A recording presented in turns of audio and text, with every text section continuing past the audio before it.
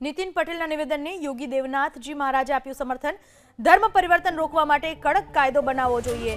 હિન્દુ સમાજે ચિંતા કરવાની જરૂર છે। ખ્રિસ્તી મિશનરીઓ લાલચ આપી ધર્મ પરિવર્તન કરાવે છે, એવું કહ્યું યોગી દેવનાથજીએ। ક્રિશ્ચન મશીનરીઓ ખુલ્લેઆમ ધર્મ પરિવર્તન કરાવી રહી છે હિન્દુઓનો। મુસ્લિમો છે એ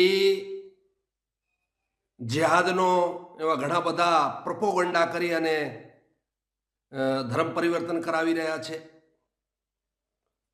હિન્દુઓને લોભ આપી રહ્યા છે, લાલચ આપી રહ્યા છે, ફોસડાવી અને ક્રિશ્ચનો અને મુસ્લિમો હિન્દુઓનો બિલકુલ ખુલ્લેમાં અંદર ધર્મ પરિવર્તન કરાવી રહ્યા છે।